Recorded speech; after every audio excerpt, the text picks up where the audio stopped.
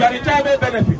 At this point, I want to thank you and to submit my mission. Thank you greatly once again. Thank you very much.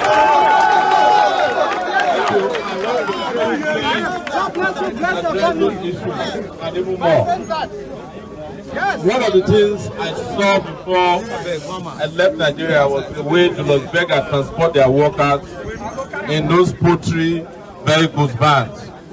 And I said to myself that one day, if I have the opportunity, then I hadn't even thought about being a president, that it will be compulsory for any construction company in Nigeria, especially the ones that come from abroad, to treat their workers the same way they treat them at home in their home country.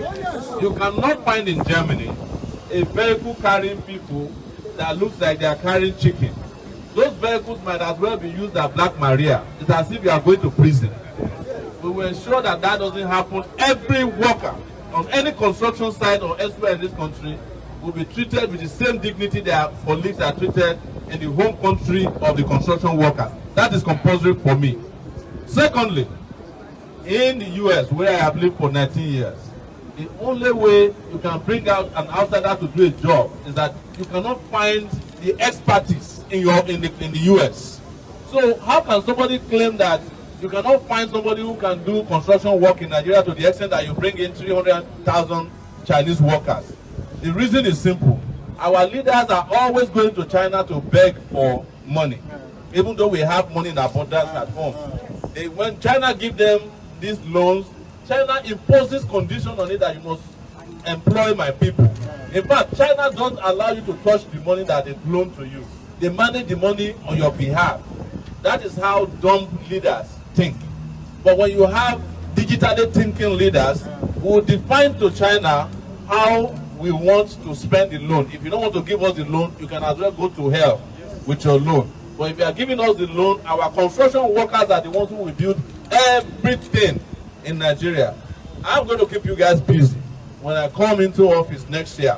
Next year is when we are winning this election and we are going to defeat the old guys. Yes. Because, you know what? We are not going to be building houses for the rich. We are going to be building for everybody. Yes. We need 17 million units of houses in Nigeria to satisfy our housing needs. You guys are the ones who are going to build it. We need over 2,000 miles of highway immediately that will connect every region of Nigeria together. 6 geopolitical zones will be connected by dual carriageway. And we are going to fix the existing ones. It will not take us 20 years to fix Lagos-Ibadan road under my government or regime.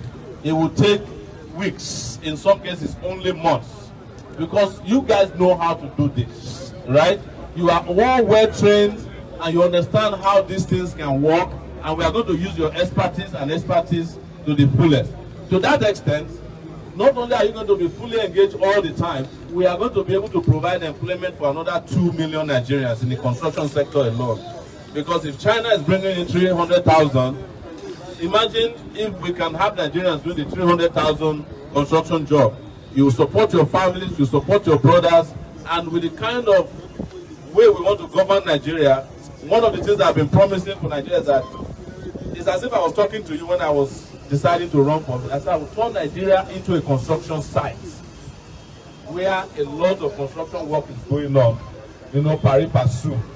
You know, we are building schools, we are building roads, we are building hospitals. There's a lot of things that need to be done in this country, and I guarantee you we have the money to do it. All we need to do is to stop catering to the thieves in this country and cater to our own people.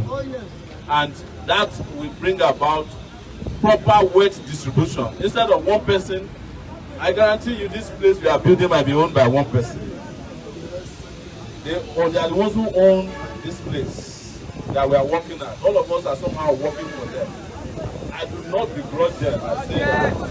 But we have a duty in this country and we have a right to distribute our wealth in a way that is just and fair to all.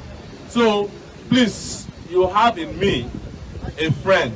You have in me your president, not a foreign president that will be catering to the interest of foreigners at the expense of his own people.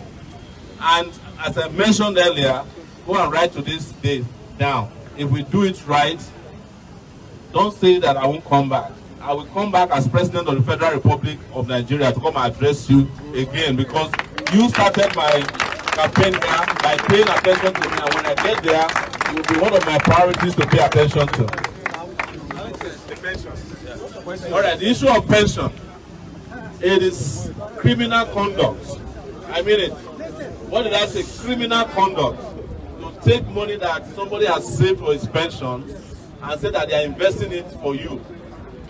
What I will do is that as your pension is counting, you have a pension counter, right? And you can download this on your phone. It's going to be an app. As you are, contributing your pension, you are getting it on a weekly basis or on an annual basis, your pension. If you don't have an app, we'll be sending to your house the information about your pension the same way they do in the US, what they call Social Security. Every quarter or every year you get a summary of your Social Security. And on the day you retire, it's automatic retire. Automatic. It is up to you. It is up to you to decide whether you want to invest it back with the pension fund managers. That's your problem. But first and foremost, you must take control of your wealth. And this is how it used to be done in Nigeria. My father died as a teacher. His pension was paid to him fully, well, was calculated, but it wasn't paid to him until long after he died. But he got it as lump sum, not 25%. The percentage of how much you get is determined by how much you have contributed, and it's going to be 100% of what you have contributed the day you retire. I'm making it automatic that the day you retire, you will get an alert in your account saying that you are retired with a message of congratulations for your service to the nation.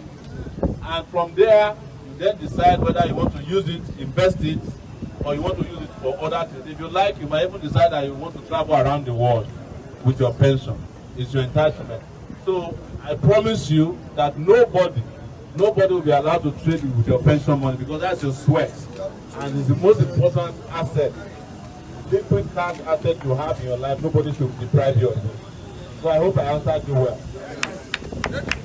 Thank you back.